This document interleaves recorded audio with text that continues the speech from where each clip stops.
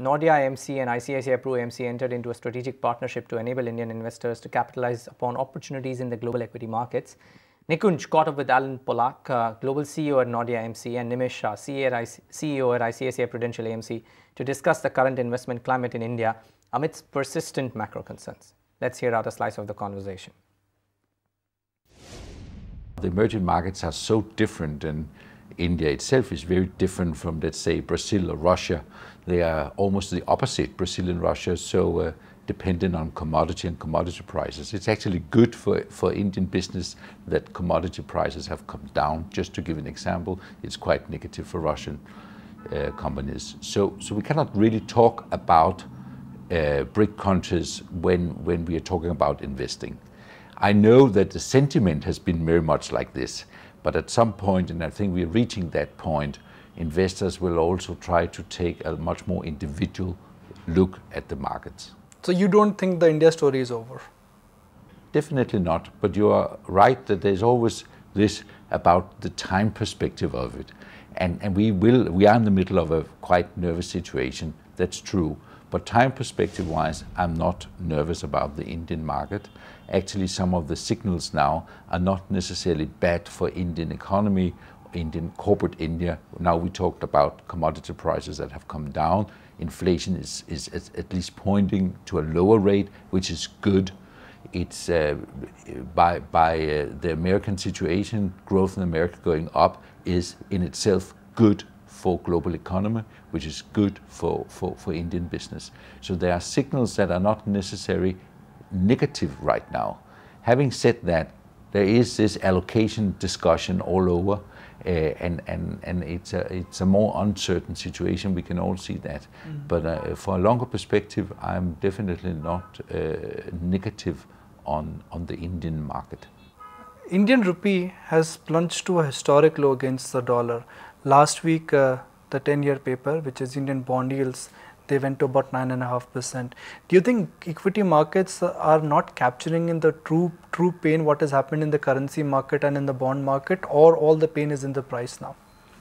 Actually, if you see the Nifty, even if the Nifty companies you look at it, most of the Indian companies have taken a burnt even before this one, because if you see Nifty there are 10 to 12 companies in Nifty which are at a PE ratio of more than 35. The consumption story of India, etc. The consumption stocks are at a PE of more than 35, but the rest of the Nifty companies also would be less than 10. So you have got a bipolar market today where you have got companies above 35 and below 10. So have the companies which are below 10, have they taken the pain? Yes, they have taken the pain. When we compare some of our funds to some of the world funds which the foreigners have invested in, there is so much difference in the PE ratio of the funds that we manage and the funds. It is in single digit. Some of the funds that we manage, their PE ratios are in single digit, while it is double what the foreigners have invested. So the FIIs have essentially invested in 10 to 12 quality stocks, and those have been going up and up. We felt that they are overpriced when they were even at a PE of 25. Today they are at a PE of 38.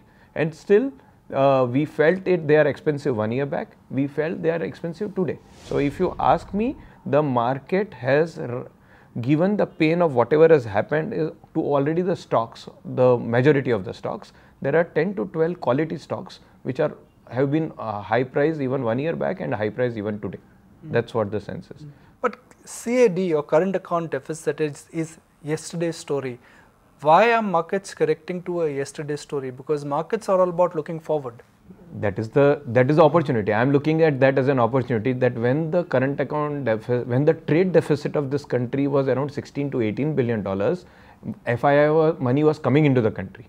Today, when actually it has gone down to 12 billion dollars, which is looking at a manageable level, at the trade deficit of around 12 to 10, as 12 hits a 10, then it becomes my software exports and the current account deficit will come in the manageable levels. So the panic should have happened last year, not this year. Panic should have happened last year, this year. But right now, when inflation looks to be coming under control, when the finance minister has given a clear direction on the fiscal deficit, when current account deficit looks, the July figure looks like that it is coming under control, should there have been more positiveness than last year or more negativeness than last year? But that is what throws opportunities in the markets. When we extensively do our roadshows in Europe, that is what we go and explain in Europe, that this is where the opportunity is.